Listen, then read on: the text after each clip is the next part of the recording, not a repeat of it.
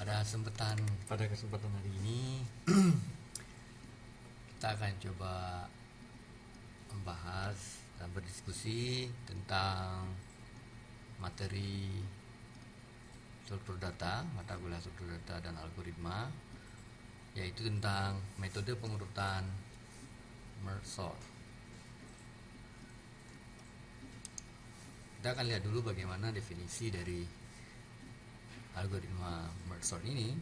Metode ini adalah metode pengurutan lanjut yang hampir sama dengan metode quicksort,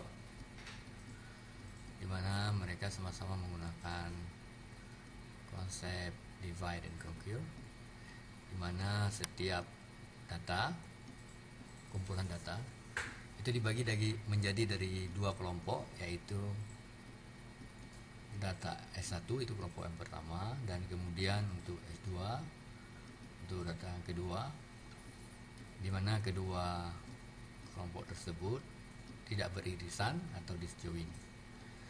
Proses pembagian data bisa kita lakukan secara rekursif,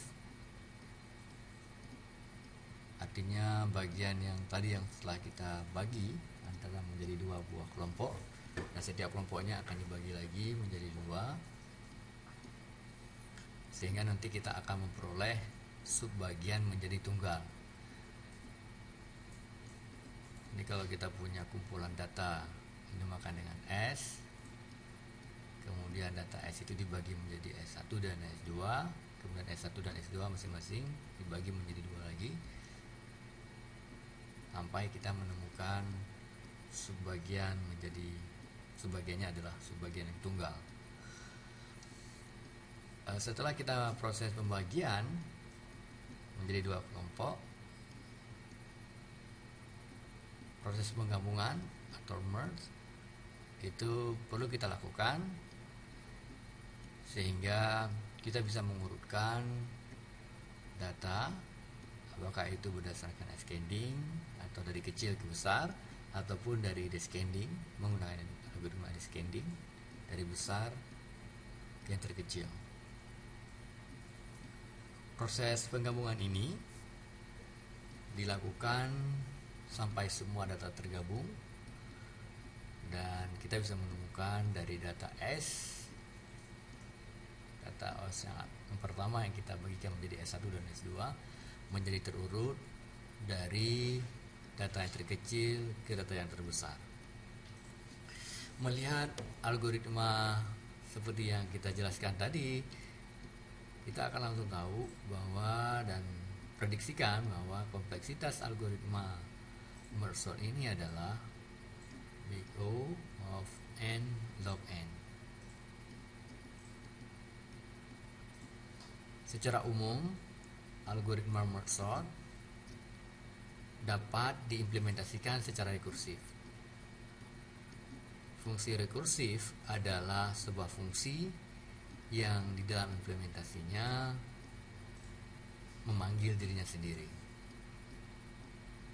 Pemanggilan diri sendiri ini berakhir jika kondisi tertentu terpenuhi, atau dengan kata lain, kalau sebuah fungsi itu akan berhenti bila kita definisikan sebuah kondisi tertentu sehingga fungsi itu tidak memanggil fungsi itu sendiri.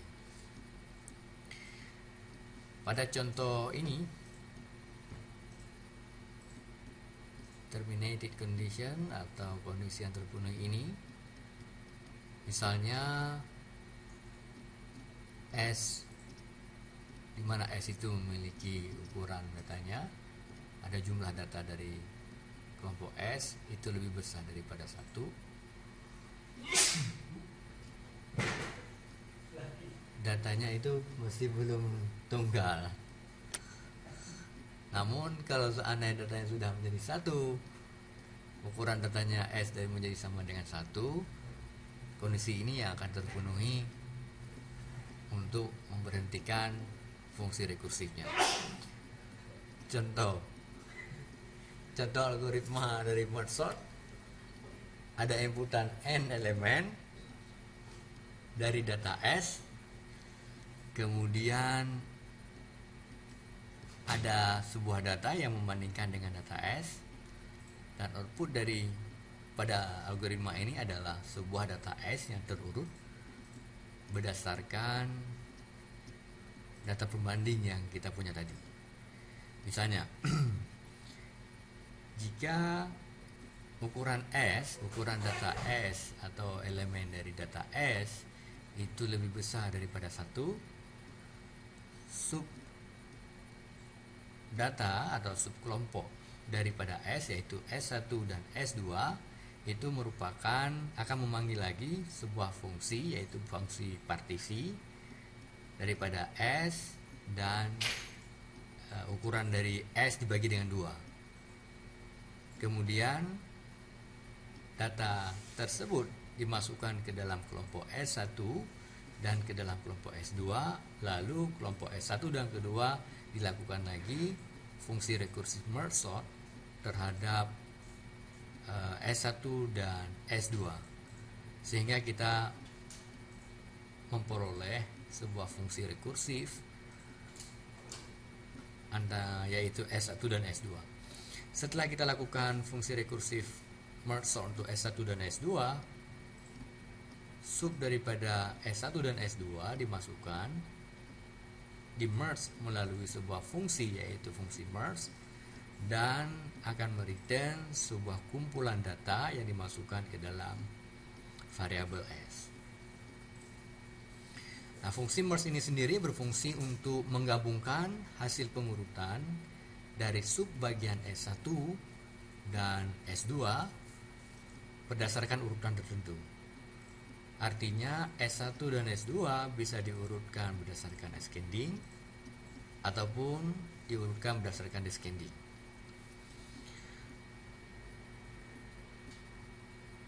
Kompleksitas program penggabungan ini, yaitu program merging atau merge sort, itu adalah program penggabungannya itu adalah log big O of n. Nah, sekarang mari kita perhatikan bagaimana algoritma merge sort memanggil fungsi merge, di mana fungsi merge itu berfungsi untuk menggabungkan dua buah kelompok yaitu S1 dan S2. Nah, algoritma merge itu memiliki dua buah parameter yaitu parameter S1 dan parameter S2.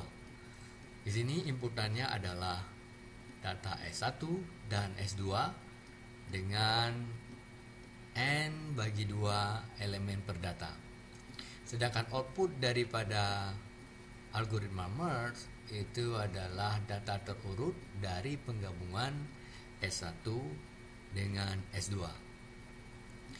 Perhatikan algoritma berikut ini.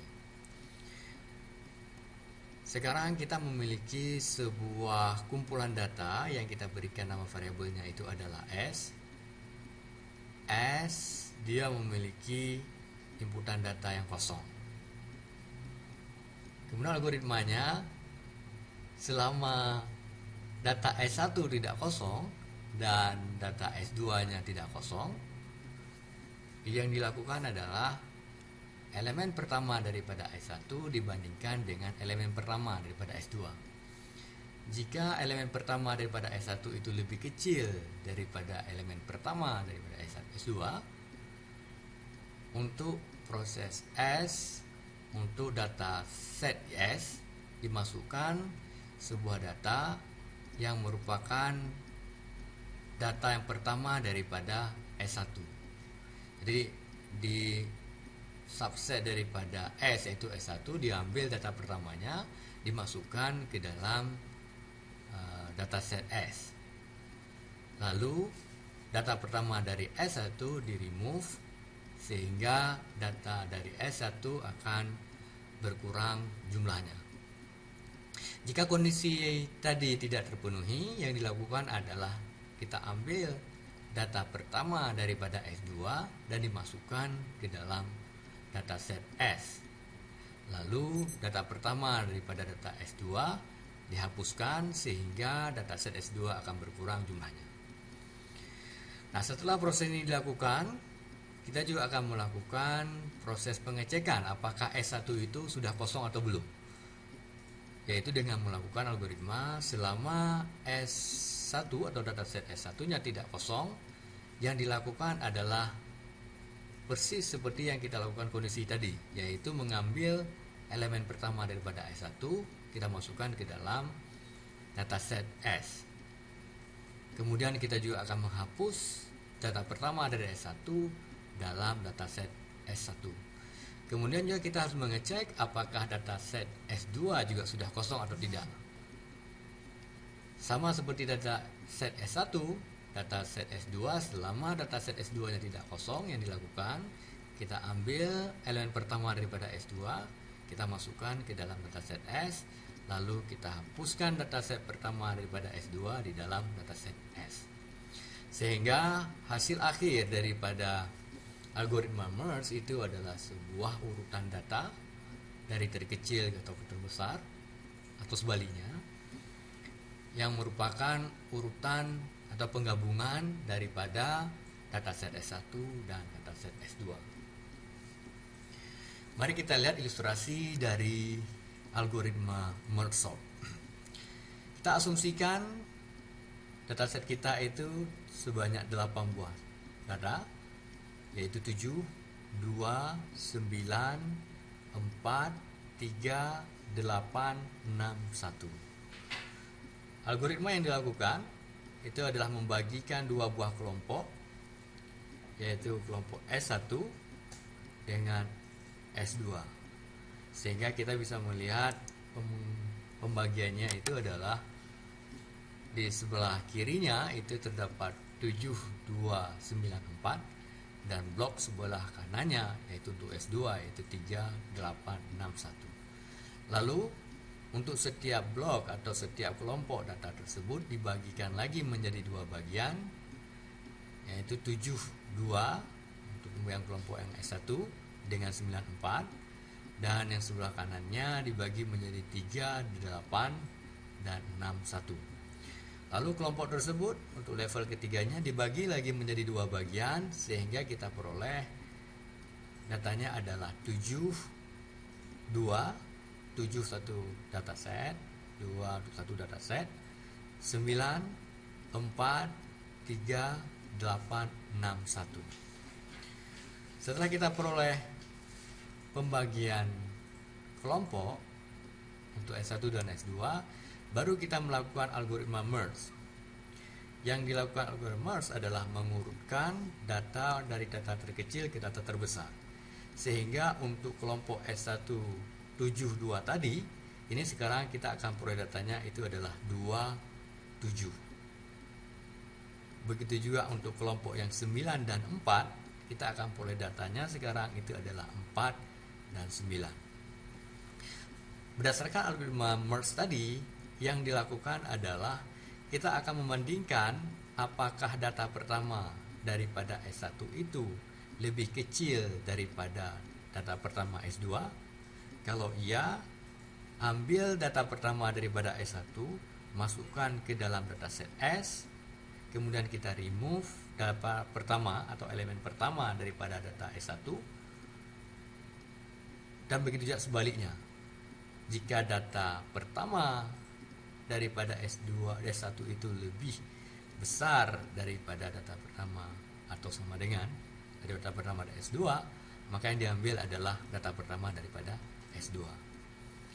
Sehingga hasil akhir dari algoritma ini adalah kita akan memperoleh urutan data yang terurut dari terkecil kepada data yang terbesar, seperti yang tertampil pada ilustrasi tree pada slide ini, yaitu 1, 2, 3, 4, 5, 1, 2, 3, 4, 6, 7, 8, 9.